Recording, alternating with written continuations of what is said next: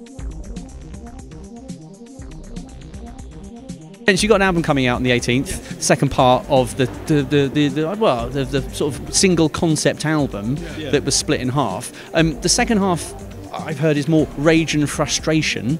Do you listen back to it now thinking we're still in that same place mentally, or have you changed since then a little bit? Is it funny? Is it kind of a got worse, I think, since then, to be honest? It's kind of bang in line with how I'm feeling, actually. I mean, to be honest, I think if we'd made it now, we'd have probably amped it up even more. It'd probably be a full metal record. But no, I listen. The great thing about doing it this way, well, there's a couple of reasons that it's been great, is that we get to save, even though we recorded it last year, we get to split the touring in half and introduce new songs, which is exciting for us and hopefully exciting for the fans. But also we've got some distance from it. So, you know, I listened to it, the second part, for the first time in a couple of months the other day, and I was just so into it because other than having it mixed earlier in the year and stuff, we haven't had to listen to it really. So, yeah, it's great. It's definitely a heavy one. Just revisiting it, is it a strange thing to revisit something you worked on such a long time ago, and yet it be the new thing, the new album? It's kind of nice, I guess, because it kind of got put away in the vaults a little bit. I like to think of it as like Tutankhamun's tomb, and it got sealed up because all the attention was on the first one, and we've just been touring that all year. So it's kind of really, I mean, we've never been in this position before to just instantly then pull out another album and sort of blow the dust off it, and it sounds great. Yeah, I like the idea that if you now go and record the next album, it will be even heavier than this one. Is that it'll be like 3 songs long though? Yeah. what like prog rock? Yeah, prog rock mini album. I'd love to go down that route at some point. I don't know. There's really an appetite for that. No. A lot. In some worlds there are. What, a 3-track long metal rage album? 3 tracks, but 2 hours long. Yeah. That'd be great. And with the performance tonight, I know Yanis is injured.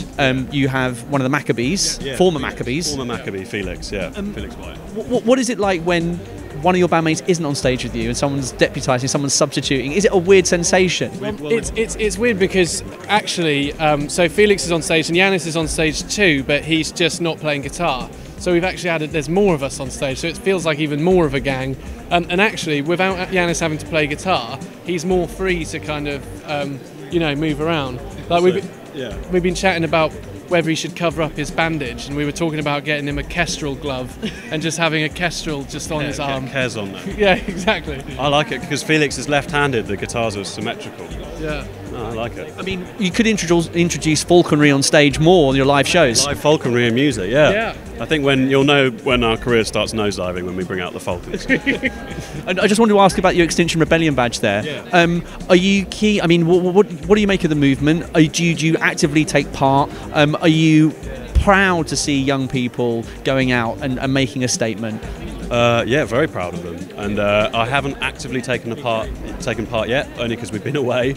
We've missed everything. I think Yanis maybe did something a while back, but I think they're great. It's such a good movement. I like the balls they have to properly mess things up and bring attention to it. It seems like it's the only way forward because no one will listen. Otherwise, they won't do anything. So I think if they can somehow manage to force government's hand or just do anything, even just what they've done so far, the amount of attention they brought to it, the amount of annoyance they've caused, is fantastic, and I think it sets a really good example for the younger generations, and I think it scares the older generations, which is perfect. Yeah. You know, the 1975 had Greta Thunberg featuring one of their tracks. Yeah.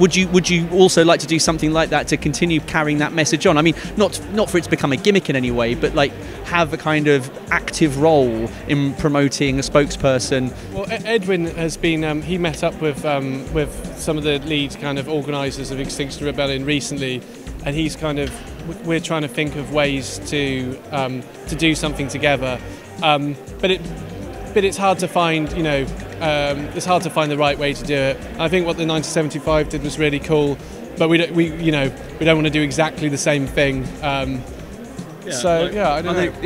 We're going to keep in touch with Extinction Rebellion and figure out something to do that works for both of us.